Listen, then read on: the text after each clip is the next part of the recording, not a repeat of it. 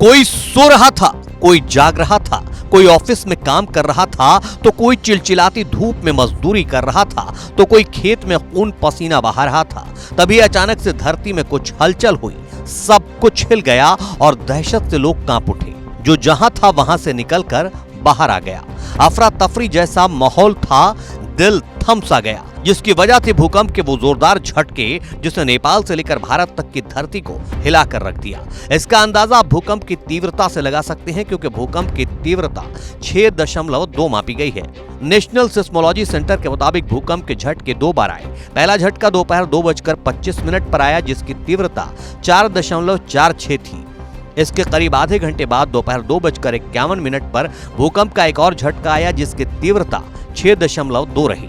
भूकंप के इस झटके ने ही लोगों को अपने घरों से बाहर भागने के लिए मजबूर कर दिया। भूकंप के कारण दिल्ली एनसीआर से लेकर राजधानी लखनऊ तक धरती कांप गई।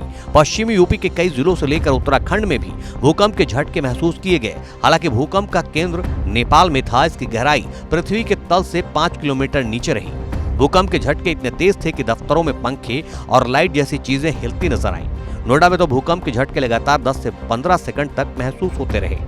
वहीं जिस वक्त गाजियाबाद में भूकंप के झटके आए, उस वक्त वहां कैसा माहौल था, आप खुद स्थानीय लोगों की जुबानी वो दहशत भरा मंजर सुनिए। भैया मैं अभी कुर्सी पे बैठा था तो कुर्सी हिल रही थी और मेरे सामने बाइक खड़ी थी, तो बाइक भी हिल रही थी और कुर्सी भी हिल रही थी। अभी 15-30 सेकंड का भूकंप था और उसके बाद एकदम थोड़ी देर बाद फिर चले गया।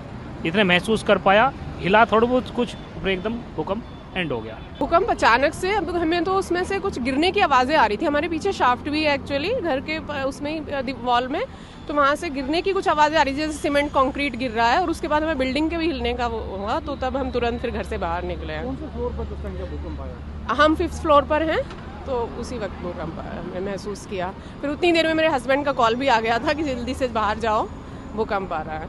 हम लोग सोफे बैठे थे, मेरे और मेरे हस्बैंड। थोड़ी देर के लिए हल्का सा झटका सा लगा था, जैसे एकदम हिल गया हमारा सोफा। अब पंखे भी थोड़े थोड़े हिलने लग गए थे। तो आप लोग लिफ्ट से नीचे आए? फिर हम नीचे आए, अपनी चेयर से आए, लिफ्ट से नहीं आए। फिलहाल अच्छी बात यह है कि अभी तक इस भूकंप से देश में जान माल के नुकसान की कोई बड़ी खबर सामने नहीं आई है, लेकिन इस भूकंप ने एक बार फिर लोगों को बुरी तरह डरा दिया है। लोग ऊपर वाले से अपनी और अपने परिवार की सलामती की दुआ मांग रहे हैं।